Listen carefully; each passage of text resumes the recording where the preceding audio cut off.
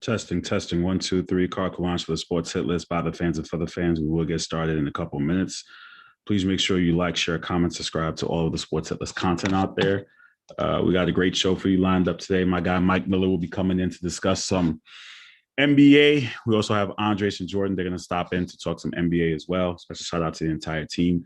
This week we reached, I believe, 6,900 fans on Facebook. So thank you to all the supporters and the people who do like the show and subscribe to our content. We're doing great with all the content that we're giving you guys. So thank you to everyone for doing the best they can to give you hitless content. I'm just going to share the show right now. We've got a lot of things going on that I'm working on. So thank you to everyone for liking, sharing, subscribing to the show and subscribing to all of our content. So please share this show right now as we begin our normal Wednesday live programming. I'm sharing in most of my groups so people could tune in to our show.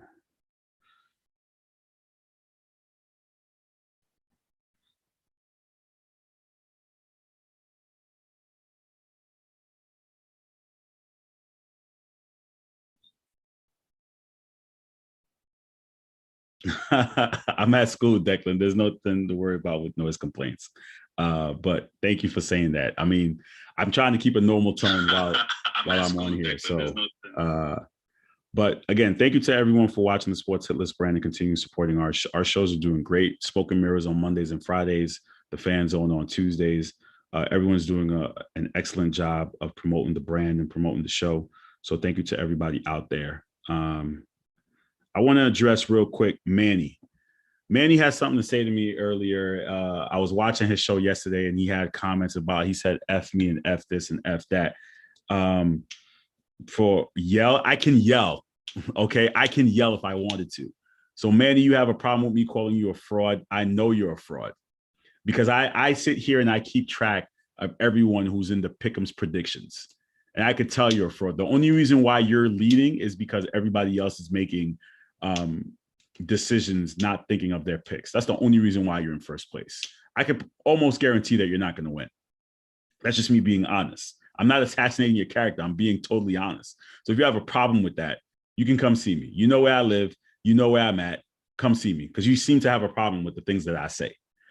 Now, let me continue with the rest of the show. We're going to touch upon quickly the World Series. Andres is going to come in and talk to us about that. The Braves lead 1-0 after last night's game 1. The NBA season about 2 weeks into the season already, and people are still creating their own narratives and coming up with their own things about who's leading the way. Clearly, it looks like the Warriors are looking really good. The Bulls are looking really good. But again, the season is pretty young, so there's a lot more time left for us to really get down to the nitty gritty when it comes to the NBA season. So I'm not going to keep my contributors waiting any longer. I'm going to bring them in as we discuss it. We're also going to talk about Reggie Miller not making the list. And I know some people have some comments about that. My guy Mike Miller is going to talk about that. Did he get rid of the beard? Yo, I always get rid of it once every 2 years. Wow. And then I always got to do it all over again. So it'll be back in like 2 weeks. You know? Wow. So Greg is coming in at 4:00. He's ready for you about Reggie Miller. So we're definitely going to talk about that for you. For you, sir. Say something stupid? So we got Jordan and Andres in the building. How you guys doing, my youngins? What's up, guys? Oh, the youngins are here, man. Yeah, they are. Living the dream. You got good. So Mike, I know you may not like this, but I'm going to need Andres to comment real quick on the World Series. World Series started yesterday. I know. I'm sorry, but we got to talk about some baseball a little bit before we get to basketball. Wait. I gotta wait. Carl. Let me say something real quick. The fact that people are questioning whether Reggie Miller's top 75 is disrespectful. Hey, Very. He's young, but you know what time it is. Very. So, Andres, real quick, because we know Mike's not going to have patience for it. What are your thoughts on Game 1 of the World Series, and how is this series going to play out? So the Framber Valdez that we saw last night wasn't the one that mollywopped with the Red Sox. The Braves came ready to play. They were swinging at a lot of first pitches. The defense was impeccable. They were getting a lot of like lucky hits Charlie Morton was a warrior out there.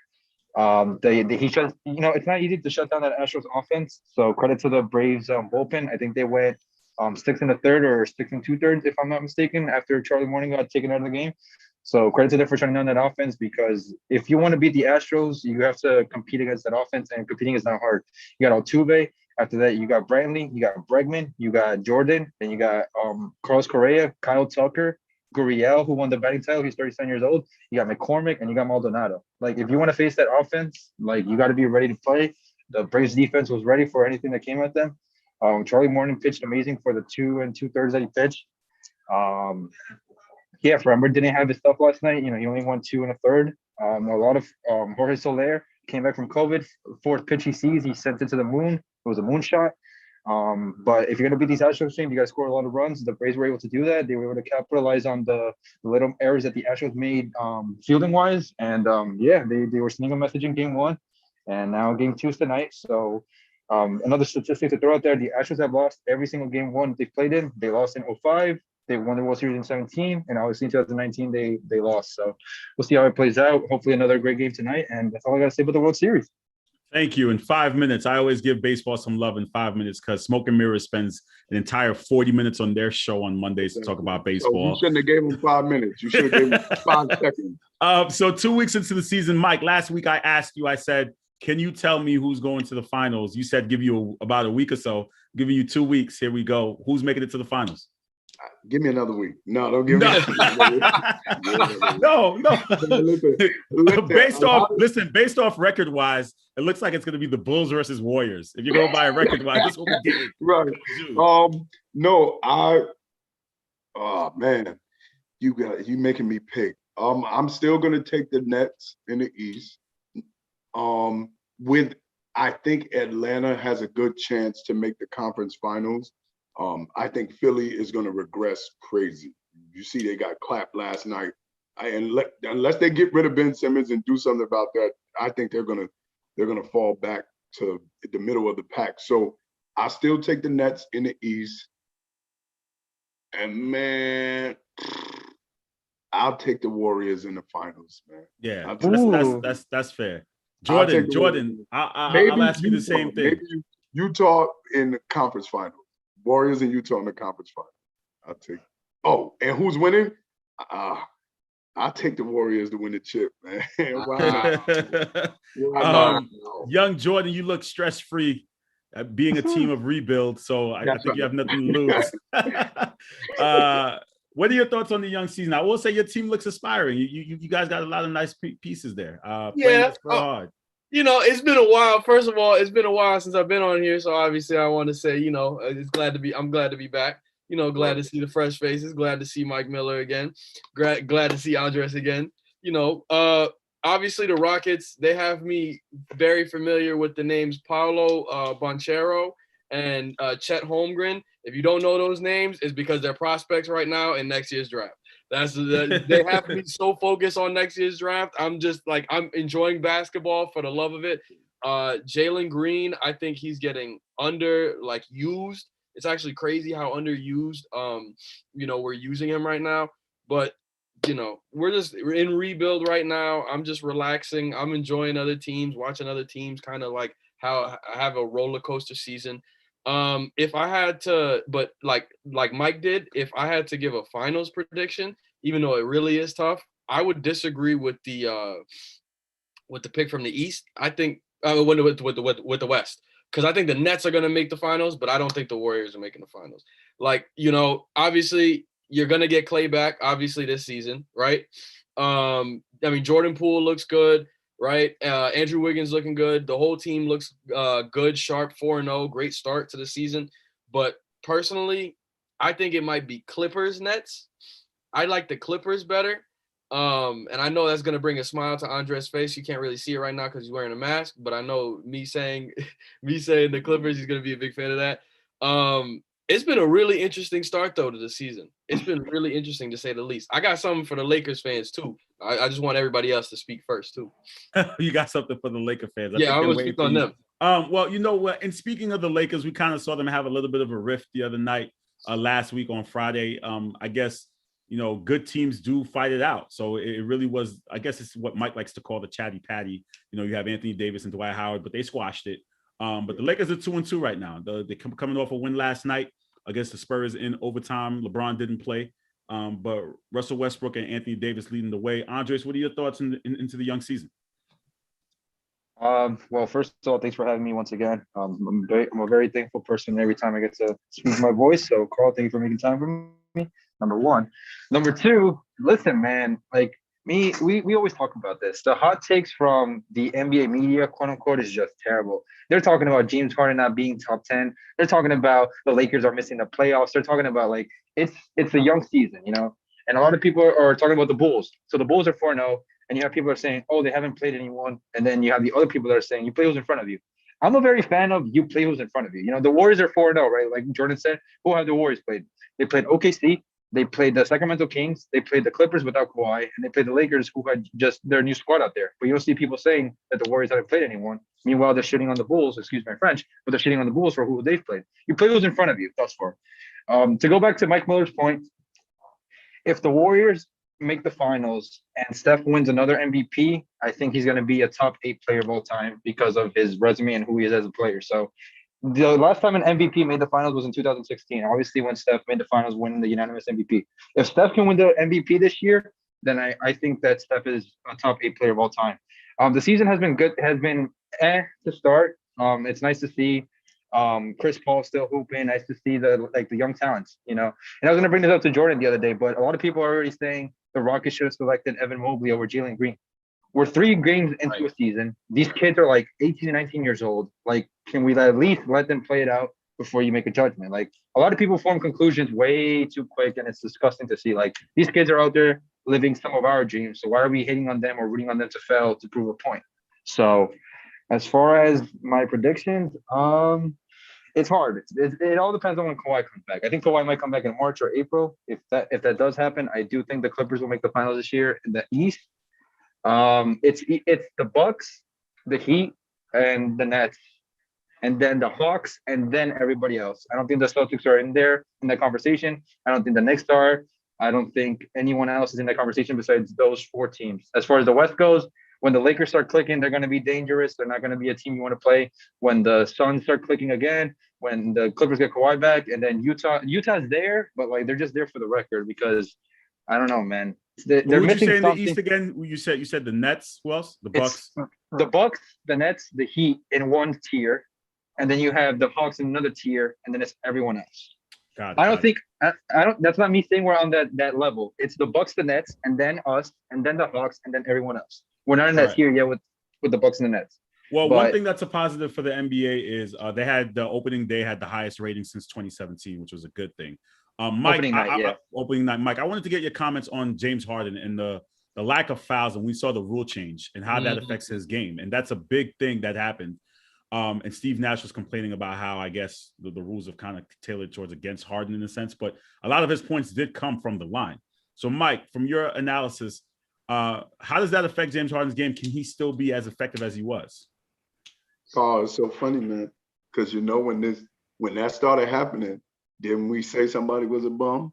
I mean, we said it, but I mean, people got mad at us when we said it, but there was a reason we were saying it. Now, in all seriousness, I do think that we're seeing it's 4 games, but we're seeing that it looks a little shaky, baby, if you can't manipulate the refs. If you can't, because as everyone is saying, he's created moves to manipulate the refs. So he actually does certain things to draw a foul. He can't do that now, but can he adjust? Of course, because when he came into the league, they wasn't allowing that. And he wasn't playing that way when he came in the league. He developed that over time. So the question is, can he revert back to how he used to play in OKC where he would get numbers, or early in Houston when he wasn't doing that, versus these past 4 or 5 years where he overly emphasizes drawing fouls and exaggerating fouls.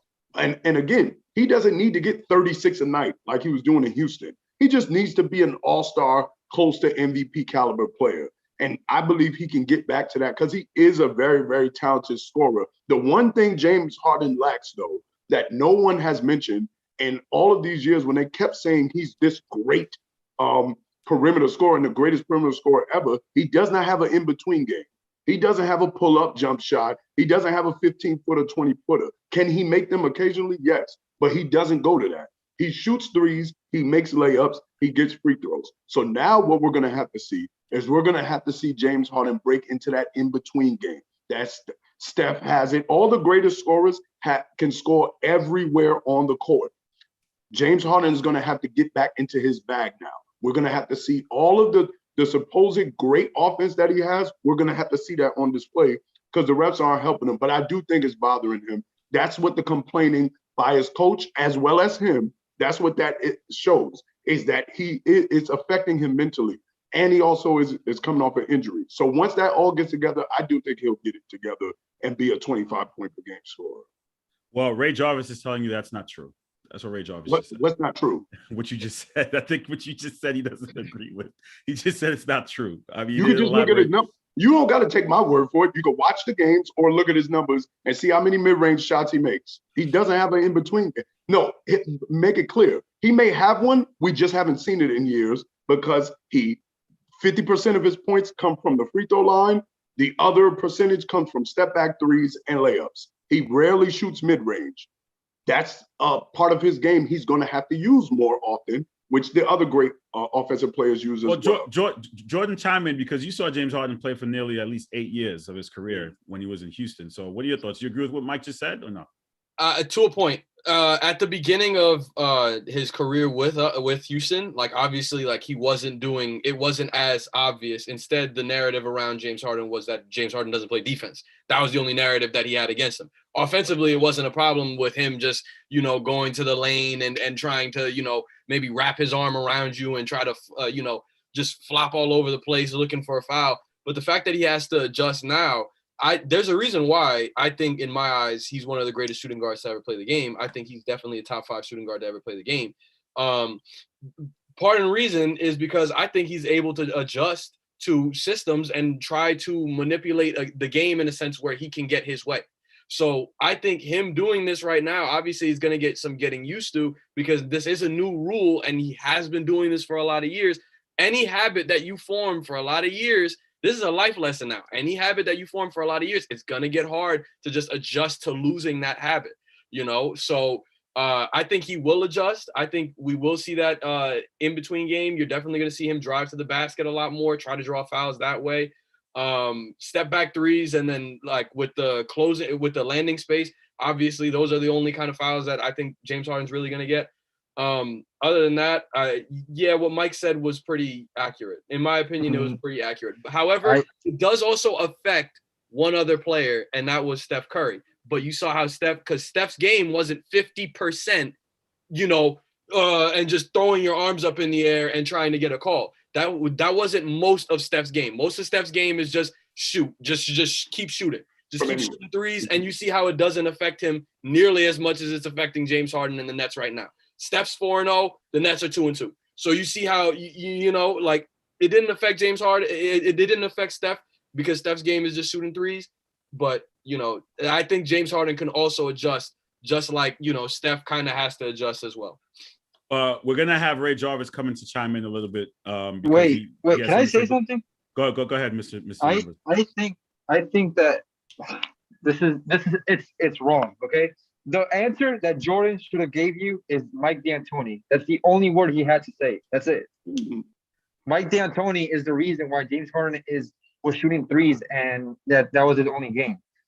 And that's why the Rockets went down that all of 27th Street that y'all love to bring up when bringing up James Harden's shortcomings. The reason why James Harden became only a 3-point shooter is because of Mike D'Antoni. If you look at the shooting charts from 2015 compared to like his last year in Houston or 2019 in Houston, it's different because in 2015 he had his mid-range game, and then 2019 everything was behind the arc or barely any mid-range shots.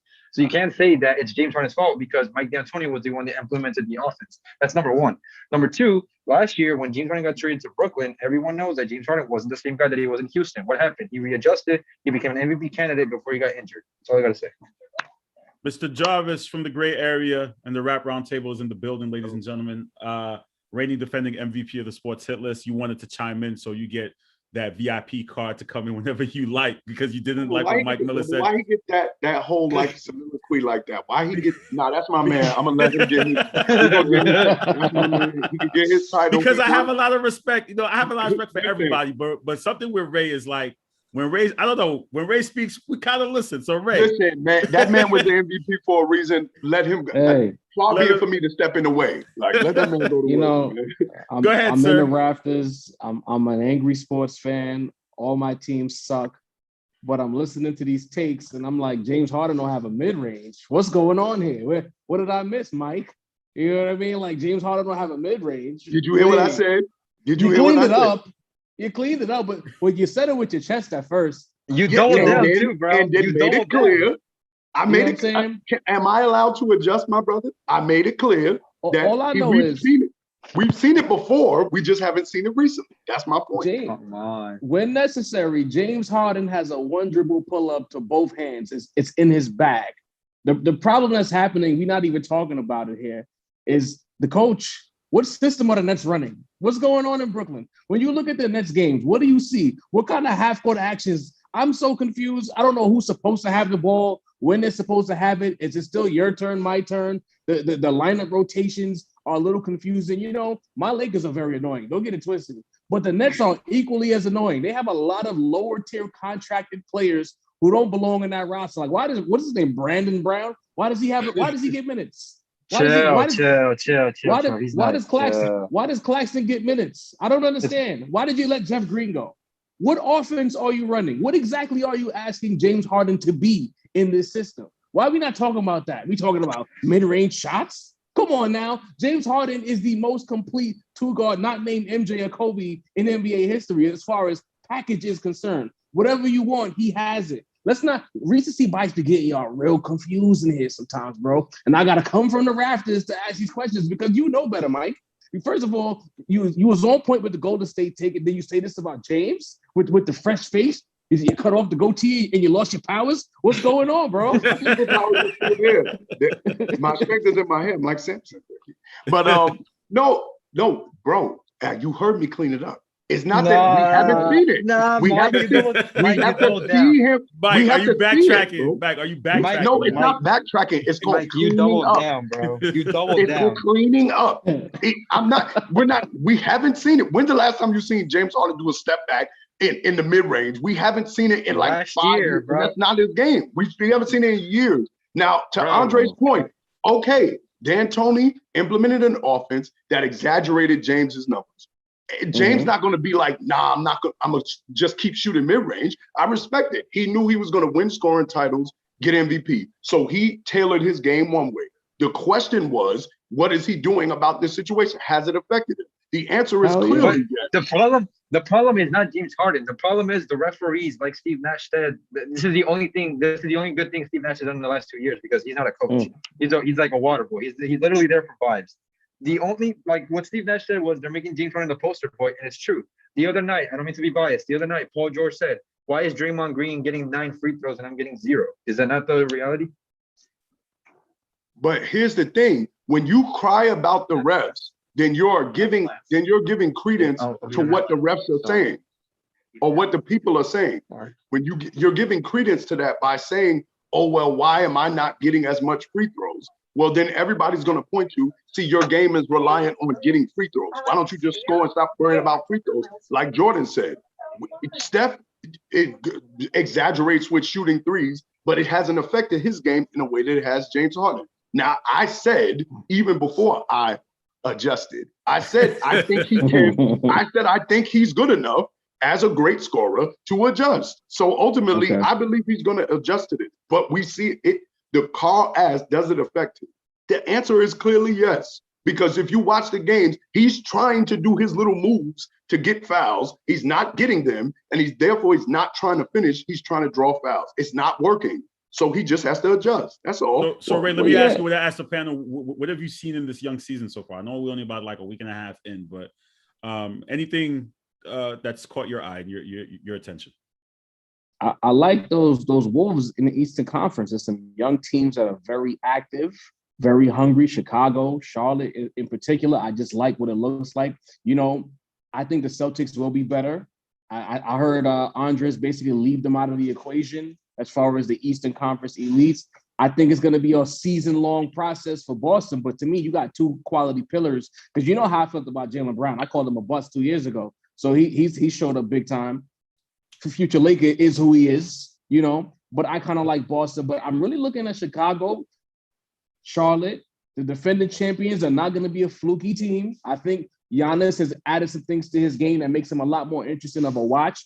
I think, you know, as a Western Conference biased guy, I think the East, this is the most lit the East have been as far as like a conference. The Knicks too. Fair is fair. You know, I talk bad about the Knicks all the time. So far through 4 games, the Knicks look really, really live. They're a solid 4 to 5 seed in the Eastern Conference as of right now. There's a lot of teams in the East who are playing quality ball. And I think that has stood out to me as far as the Western Conference. There's not much to say besides we knew once you get Golden State in a certain scenario with the right pieces, I think people are kind of scoffing because they've been bad for a little bit. But if you look at the length in Golden State, forget the talent for a second, the length. There's a lot of, they look like the 2015 version where they had a lot of 6'6", 6'7", 6'8" guys who can do a few things. They're not stars in any way, shape, or form, but they do things that the coach asks them to do. They play the passing lanes. They hit open shots. They're playing at a good pace. Steph is looking as comfortable as Steph has ever looked as an NBA star. The Lakers, they are who I thought they would be with Westbrook. They say, I'm in a group chat. They're saying, you know, Braun is out, Westbrook is in. But what about when LeBron plays and you're asking Westbrook to be a spacer standing in the corner? That's never his game. This is a bad fit. You know what I'm saying? So, like, I'm looking at it around. The Clippers are all right. I don't believe Utah. I still don't believe Utah. But if Kawhi comes back with the pieces that they added to that roster, then you put Kawhi with that group, I don't know. I think you got to look at the Clippers. I think Andre said that. I kind of agree. They might be live for the finals. So Phoenix, I don't buy them. Phoenix is cool. They were a cool story last year. I think they regressed to the mean. They're a 4 seed. Portland is very disappointing. For all this love that Dame gets, Portland is very disappointing. That was my next thing. You read my mind. And Jordan, let me ask you on Portland. A lot of people say just blow it up. I mean, it's time for them to start refreshing, hit the reset button. They got a new coach. What do you do in Portland? Because when you guys were mentioning all these names, Portland wasn't in that pack. What do you do in Portland? You just like everybody says, blow it up. I mean, you got to put Dame somewhere else. Like Dame, it's a damn shame to put like somebody at that caliber, like that superstar level, in such a small market that's doing so poor.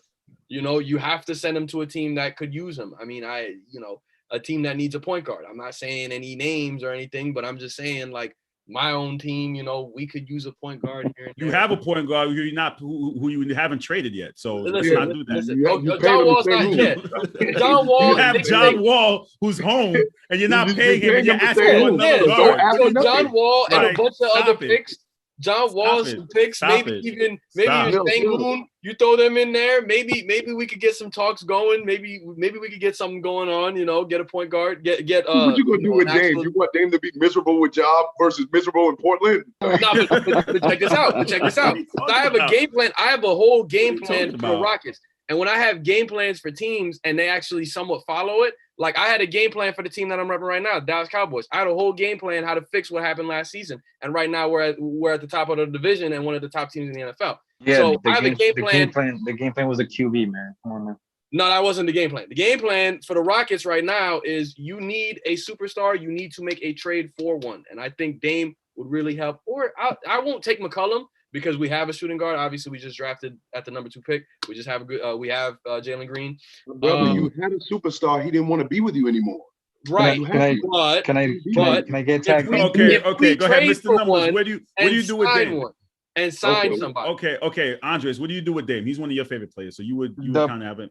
The problem with the Portland front office is that they think that they can replicate what Golden State did because of what Steph and Draymond did. The thing is, players like Steph, they're once in a generation, and we're never going to see anyone like him again. So the Portland front office is obsessed with thinking that 2-6-2 guards can take them to the finals. People like to talk about Steph, and I know people know that I hate playing stuff, but Draymond Green was a fundamental piece in the Warriors contending. The Blazers are never going to have a player like Draymond Green. That's it. They're obsessed with thinking that that Dame and CJ are going to be Steph and Clay. Steph, we're never going to see a player like him for another 200 years. Dame is like 6 levels, or not even 6, $600,000 below Dame. It can't be compared. Simple. A lot of people would like to say, if you put Dame on the Warriors, they still win 3 titles in 4 years. No. It's that simple. The Portland front office is obsessed with thinking that Dame is Steph and CJ is Clay. And they're forgetting that Draymond is one of the fundamental pieces in that team, period. All right, Jordan and Mr. Numbers, thank you guys for tuning in. Really appreciate you guys coming in. We're about to have... That was disrespectful. We're about to have the main event. Ray Jarvis, I don't know if you want to stick around, but we got Greg versus Mike about Reggie Miller being left. Carl, can I add one thing though? Can I add one thing, Carl? Go ahead. I said something. I had something for the Lakers fans. I hope y'all are actually doing well. I hope everything goes well this season. I hope Westbrook fits. You know, Ray Jarvis, I understand you're probably rolling your eyes. You're not taking me sarcastically. I genuinely hope you guys do okay. You know. You ain't making Ray feel no better about this Lakers. Listen, I'm just sitting here waiting for another great area episode to drop. I'm ready for the return, man. I don't know what we got to do. I've been ready. I'm waiting. So Ray, let me know when you're ready, man. Let's drop that episode. I'm going back to the rafters. Clay is just as important as Draymond. Don't be disrespectful, Mr. Numbers. Thank you. I was very hurt by that. Somebody needs to say it. Very hurt by that. Thank you. Come on now. You can be disrespectful. Don't do that. I'll talk about that off air, but you broke my heart with that one, bro. That was crazy. But let's talk about it. Greg, I got you in here. Thank you for tuning in. Mike, listen, my guy made the list, so I have no problems. You guys want to stick around and listen to this? You can. You guys can leave if you want. My guy made the list. To the comments. All of our guys made the list, so that's not what we're here for.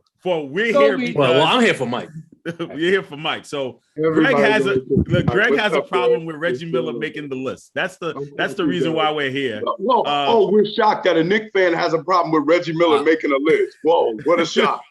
Not a Knicks fan, but continue. Former Knicks fan. You've been a Grizzly fan for 2 weeks. Stop it. You're a Knicks fan. Stop. You're a Knicks fan. So Mike, what were your thoughts? Did you cry? Like, did you shed a tear when Reggie's making? I almost cried, my brother. I texted you and told you. I almost cried. That whole moment with Steph. You got Reggie, my favorite player of all time. You got Steph, my second favorite player of all time. You got them together talking about shooting. And then my man gets told he's one of the 75 greatest ever. Oh, it's a beautiful moment. Like, thank you, TNT. Like, good looking out. But Greg believes that Reggie doesn't deserve to be on the list. He's one of the most overrated players of this era.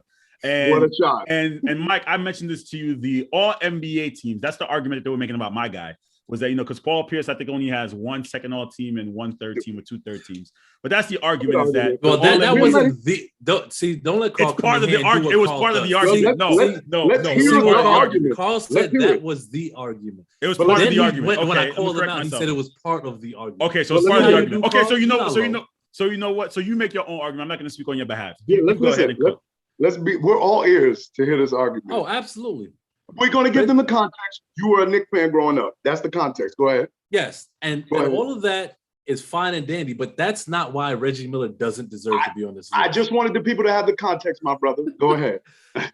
If we're talking the 75 greatest players, right? Mm-hmm. Reggie Miller had some nice moments in the playoffs, nice moments. But if we're talking the longevity of his career, he has not done enough within the entirety of his career to be named the top 75.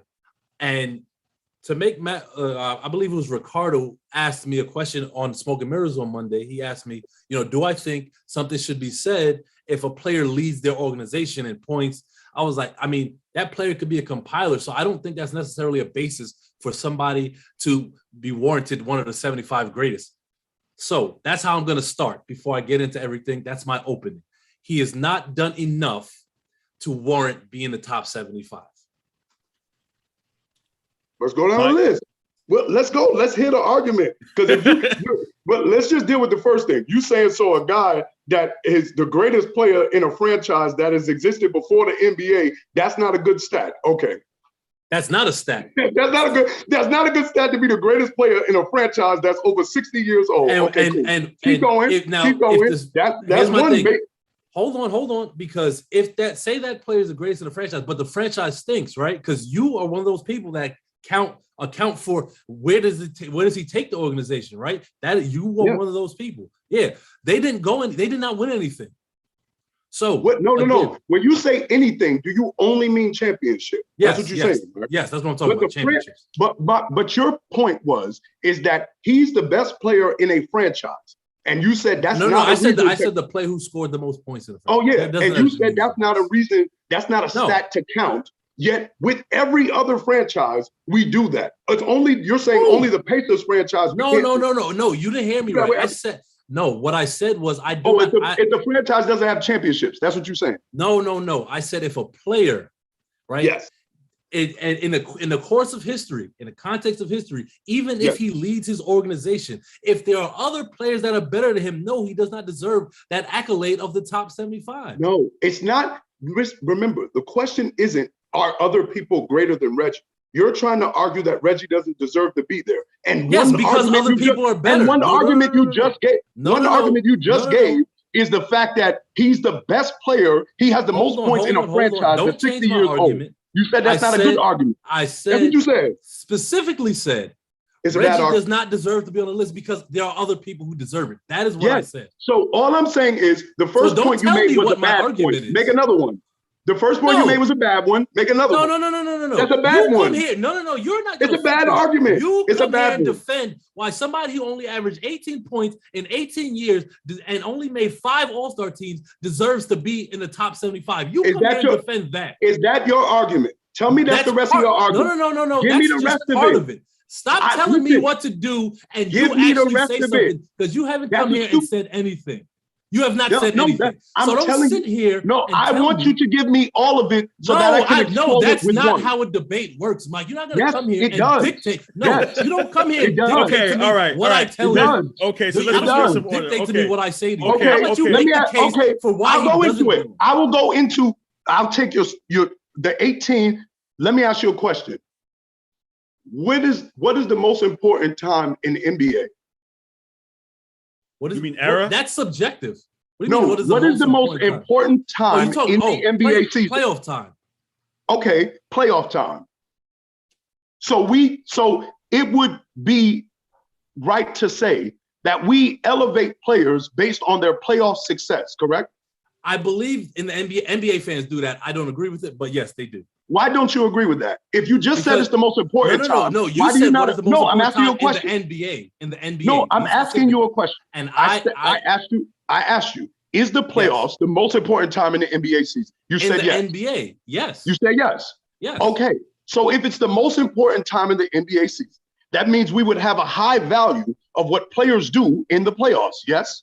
Sure. Okay. So what's Reggie Miller's resume in the playoffs? You tell me. You're making a case. You tell me. No, it must be bad, according to you. You tell me. You're making the case. So Reggie Miller played on the Pacers for 18 years.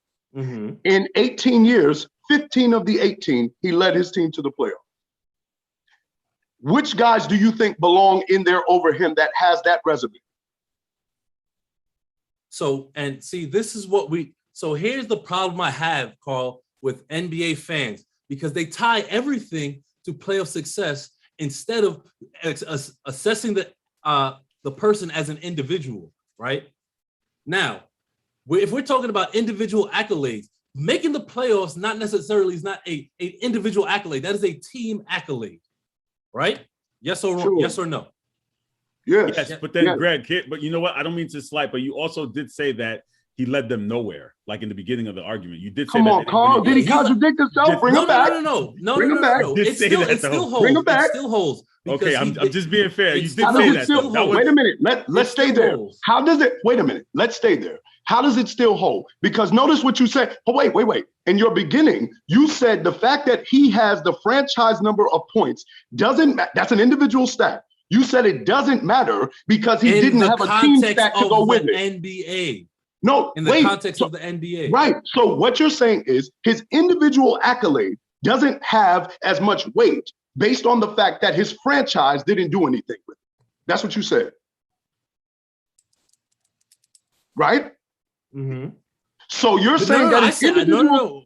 Listen to me closely. Listen to me very closely. I said based on how you guys evaluate players. Who is you guys? No, I'm talking to you, not you guys. I'm talking to you. Carl, correct me if I'm wrong, but I did say based on how you guys evaluate players, which I don't agree with. Right. He doesn't agree with I'm the way not we you evaluate guys. players. And I did say that. No, but you are, because that's how you no, Mike, don't I was pretend just to be this brand new responding to person. you. I've debated with you for years. You're No, the same I'm person responding who's to you. who called Chris You. Paul overrated because he didn't make it to a conference final. You. Don't sit here and tell me. Why you talk about other people? We're talking about Reggie. But Get out I'm of your making a feelings. point. We're talking about Reggie. You're no, don't make trying a point. You're Make a trying point to say about I Reggie. said something that I didn't say. Mike. Okay, Mike. Go ahead. Finish your point that you were trying to make. For him to go. What I'm asking, it's the point, Carl, you just latched on. Reggie has an individual stat that you are saying now first of all, Reggie's top 20 or top 30 in scoring all time in NBA history. Let's just start there. We can start there. Mm-hmm. But you're saying that individual stat doesn't mean anything because the team did not have success. But now you're saying we're basing everything on team success. So does the individual stat have to also have team stats? Is that what you're saying? What I'm saying is, if we're going to judge people based on their individuality, of their individual accolades, right? In the NBA, that is what it should be based on. It shouldn't be, well, this guy won 20 championships, even though he was a middling player, and we have to rate him so high, as opposed to if this guy maybe won 2 championships, but he was a stud, we will rate him higher. That's how I think. Okay, so team success matters. Not as much as I think individual success, but it does in my matter. opinion. It plays a role, but it's not a large role in my opinion. Okay, so Greg, let me ask you this: so who would make the list over Reggie? Adrian Dantley. Okay, why?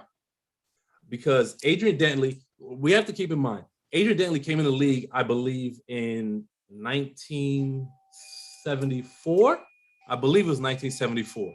Mm-hmm. He played without a three-point line for 4 years. He played 3 less years than Reggie. He played in 434 less games. Mm-hmm. Yet Reggie only outscored him in his career by 2,000 points. Adrian Dantley has, I believe, more All-Star appearances, more All-NBA. I believe he was All-ABA at one point. Correct me if I'm wrong. So Reggie has more points than him, correct? Yeah, but again, in the context, Reggie Miller averaged 18 points for the career. Adrian Dantley averaged 24. He's a better all-around offensive player than Reggie Miller. How good was Adrian Dantley in the playoffs?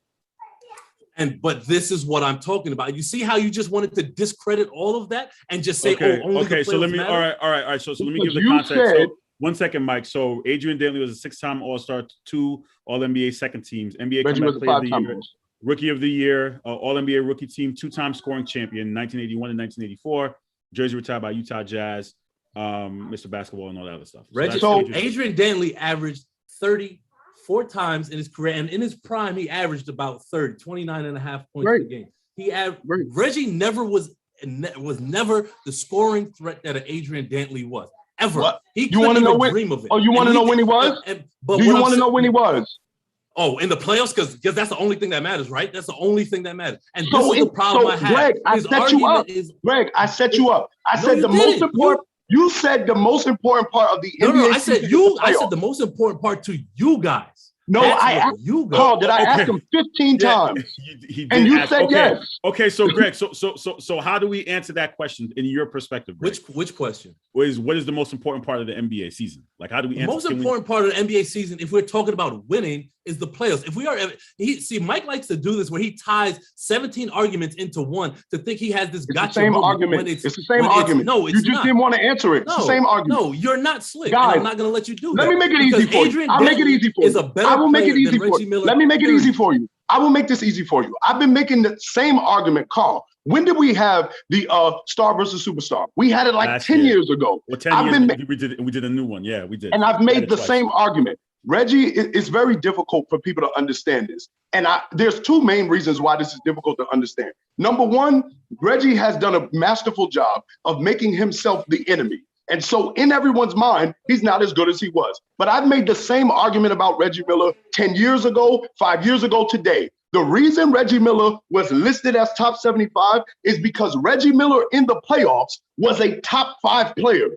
When he got to the playoffs, his production was top 5 quality. He didn't do it top 5 quality in the regular season consistently. But when he got to the biggest stage where it's time to win championships, he was a top 5 quality player.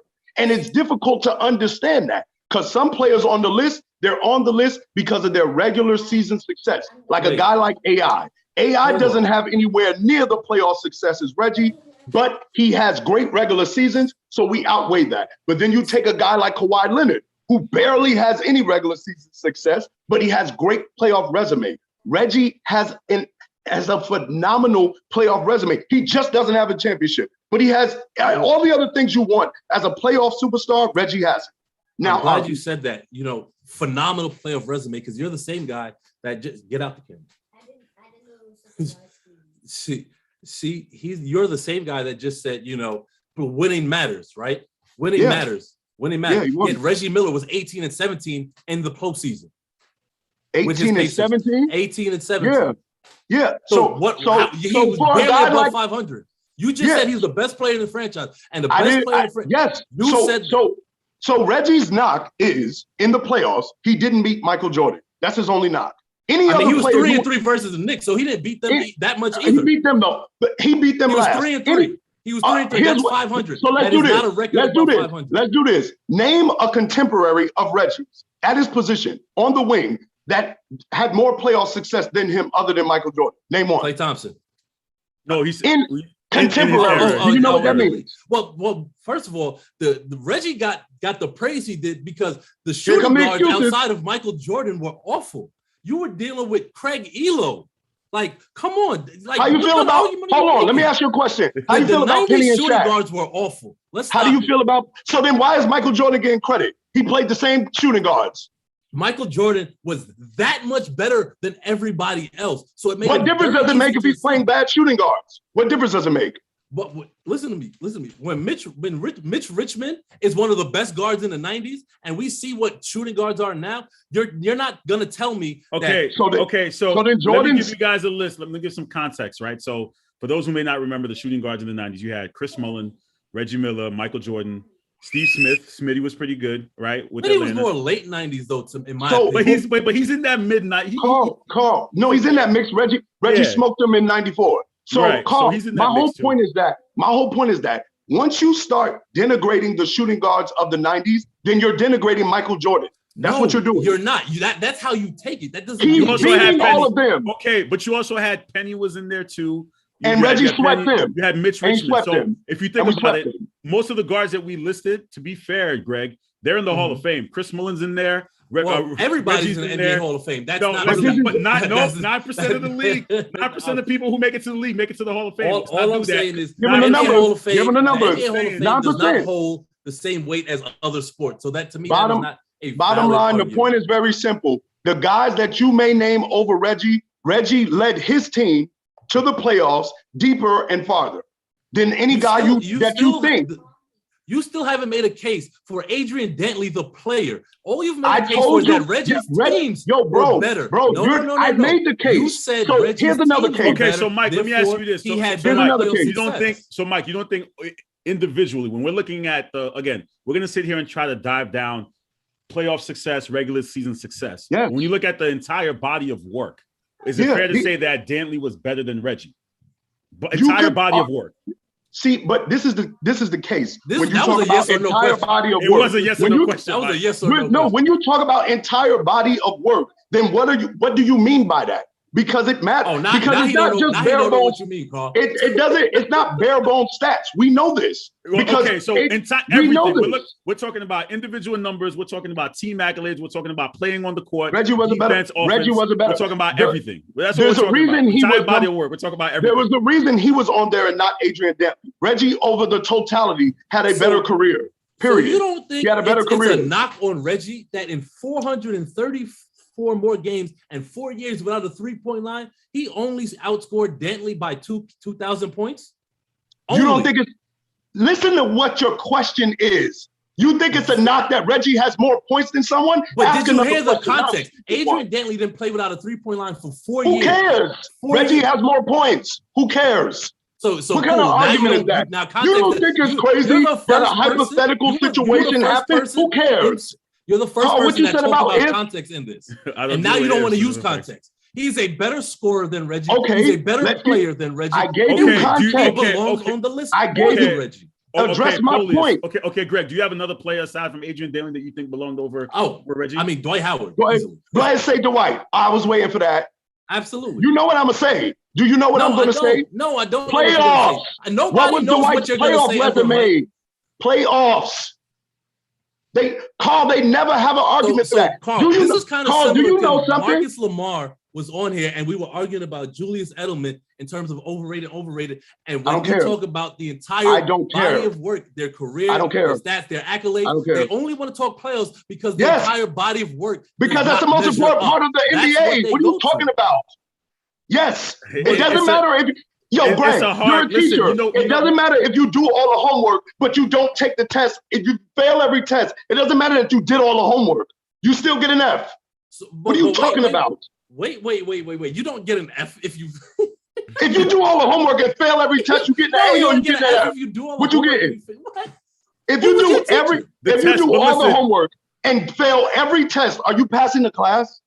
I'm not gonna fail a kid if he does all the homework and fails every test. Answer the question, my brother. Listen. To be fair, the tests outweigh. A test is worth 35-45% more. Talk to him, Carl, please. I'm just saying. I'm just being honest. Talk to him, that's what I'm saying. I'm just being fair. You're a bad teacher. It's not apples to oranges. I mean, it's not. Yes, it is. No, the playoffs is. Carl, what does Kenny Smith say? Here we go. In the playoffs, the regular season, you make your name. The playoffs, you make your fame. But listen. To be fair, everyone's gonna, and I think this is a debate with sports. I don't think, Greg, you agree with it. Some people will say the playoffs matter the most. Some people say you need the regular season to get to the playoffs. That's a debate in sports that we're going to go back and forth with. And the better teams get to the regular season. The reason we don't knock Larry Fitzgerald in football as one of the best wide receivers of all time is not we don't knock him because his teams didn't make the playoffs. He is still cold. And this is and Mike is. We ain't gonna put him over Jerry Rice though. No. Yeah, Mike is a microcosm of what I have with NBA fans. It is on display right here. You will never hear anybody knock Larry Fitzgerald. He's one of the top 5 receivers of all time. Yeah, so and I think he's made 1 or 2 playoffs in like 20 years. But no one will ever have that knock. It's not a knock on Dwight to make Reggie better than him. What are you talking about? No. That's not a knock on Dwight. First of all, I need you to unfollow what I'm saying because you're not following. What I'm saying is NBA fans in general, what you guys do is instead of looking at the entire body of work, you say, boom, here, only thing that matters is playoffs. Because I mentioned Dwight. You didn't mention any of Dwight's accolades. You said playoffs, which means that matters more than anything he did. Did you hear what Carl just said? That is wrong. Did you hear what Carl just said? Playoffs hold more weight than the regular season, sir. They do. I'm telling you, to me, if they don't to you, then we can't have this argument. When you assess a career, you don't only look at playoffs. I didn't say only. Listen, it has more weight. That's why I asked you. So which one has more weight? Dwight's 3 defensive players of the year, his 5 rebounding champs, or Reggie Miller's All-NBA teams. But what then more weight? What has more weight? No. What has more weight? Reggie having 15 years where his team made the playoffs. 5 times they got out of the first round. Dwight only got out of the first round twice. And here's the flaw with this argument. Because there's no flaw. You just don't agree with it. That doesn't make it a flaw. No. Know the difference. Carl, I want you to listen to me closely. This is the major flaw with this argument. Because if the team is better, the team makes the playoffs. How does the team get better? Look at a guy like Kevin Garnett in Minnesota. How many times did he make the playoffs? He was an MVP candidate. I think he might have even won one. And did they even make it out the first round? What was the knock on Kevin Durant? What was the knock on Kevin Garnett and T-Mac? What was the knock? But what I'm saying, but listen, and that is part of the flaw. So that knock is part of the flaw because Kevin Durant, you could tell, was an all-time great when he was in Minnesota, even when he was putting up those numbers. Yeah. Revolutionizing the power forward position, all of that. But the knock, which is a stupid knock, is that he didn't make the playoffs, and because his teams were not good enough. But you know what? Because we do the same thing with Kevin Love. We say Kevin Love was great, but he never got past. It's problem. NBA fans are problematic. No. The difference is problematic. Here. Let me explain, Greg. What happens is, and I used to do it to some degree. What we do is we make excuses for players who can't make other players better around. I didn't make excuses for Adrian Dantley. He's just better. You made excuses for Reggie Miller versus Adrian Dantley. So look, I give you 2 examples. We have Kevin Love. We have Anthony Davis. So Anthony Davis only leads his team into the playoffs twice. in 8 years, we blame the team. You Kevin Love doesn't lead his team to the playoffs. We blame. That's a horrible example. No. Listen. You said Anthony Davis and Kevin Love get the exact. This is why you don't know what you're talking about. Kevin Love and Anthony Davis. Okay. So Greg, listen. Let me break it down. Assess what he's talking about right now. No, let me break it down. Kevin Love, Anthony Davis get the exact same numbers, right? Kevin Love on Minnesota was getting 30 and 30. Anthony Davis was getting his 27. They get the same numbers. When Anthony Davis only goes to the playoffs twice and leaves, everybody says, "Oh, it's the team's fault." When Kevin Love leaves, we say, "Oh, he's a bum. He's a looter and a riot." No. Some of us who understand basketball know that players make other players better. So sometimes it's not that your organization bad. Sometimes it's that you only shoot, you don't pass to anyone else, so no one gets better. This is part of basketball. So when you watch the game, you know that. That's why we give credit to players who make other teams better. Wait, Carl, before I go, my last point. Mike, last point. You can never tell me I don't know what I'm talking about because you are the same guy that rated LaMarcus Aldridge over Anthony Davis. So don't talk. You got to stop. Yo, listen, you got to stop being obsessed with me. This is sick. No, this is weird. If you're gonna think about everything I say, this is weird. I love you, but my brother, you can't keep thinking about everything I say. This is bad, bro. We talk about Reggie, not LaMarcus Aldridge. This is bad, baby. This is bad. All right, guys. I got 5 minutes here before I head to class. Mike, make your final point about this Reggie being on the list. Listen, make your final point. Carl, it's very simple. I've made the same case. Reggie did enough in the regular season, helping his team win. And then when he got to the playoffs, he showed up. Reggie, his first 12 years in the playoffs, he averaged 25 a game. That would make him top 20 all time in the playoffs in scoring average. How many people are you naming that can do that? And a lot of these dudes that's on the top 20 in playoff scoring average right now is dudes who only played in 3 years. We got Jokic, we got Donovan Mitchell. More than likely, Reggie would have been top 10. Let me repeat that. 12 straight years in the playoffs where the NBA, where you get the chance to make your fame. Reggie Miller averaged 25 points a game. So Carl is very simple. Reggie has convinced everyone that he's the enemy. They believe it. You got a pissed off Knicks fan. He was probably crying as a kid in 2000 when Reggie kicked his team out. It hurts. But Reggie's playoff resume is why he's in the Hall of Fame. It's why he's a top 75 player. You cannot tell the NBA story without Reggie Miller. Michael Jordan said playing against Reggie Miller's Pacers was the toughest series he ever been in, and the greatest shooter of all time would not exist if it wasn't for watching Reggie Miller as his favorite player, Steph Curry. Reggie is cemented. You cannot tell an NBA story without him. Greg, real quick, the mere fact that he still has not defended or even gave a valid argument as to why Reggie Miller is a better player than Adrian Dantley. Yeah, better playoff success. That's my answer. That's my answer. Like I said, you caught that, right? That's my answer. I said he's not the better individual. He said he had the better team He's success. a better individual because he had better playoff success as an individual. I rest my That's case. my answer. Guys, this was fun. You guys, it's always a pleasure. I love you guys. It's always a pleasure giving the fans a little bit of this. We're definitely gonna have Knicks fans next to me. You know they don't know basketball. Only get mad when you want a Knicks fan to talk to again. You got to stop telling people they don't know basketball. Your takes on video, when it's baseball, we don't call you for this. We don't call you for this. You got the baseball segment. We don't call you for this. Listen, I'm going to text you guys. This is just comic relief. Thanks, Carl, for giving everybody a laugh this afternoon. It's all about the booking. It's all about the booking, baseball kids up here. What we doing? Carl, what we doing, man? Carl, when I post what I post, it's gonna make all the sense in the world. No, it ain't. You gonna go get tweets from 1992? Come on, man. Listen, man. The students ain't learning because you screenshotting too much. You got to do some more work, baby. Students ain't learning because you screenshotting. Come on, man. I'll talk to you guys soon with Mike. I'll see you next week for NBA segment. Greg, I'll see you. Smoking Mirrors is on Friday. Love y'all, man. Love y'all. This was great.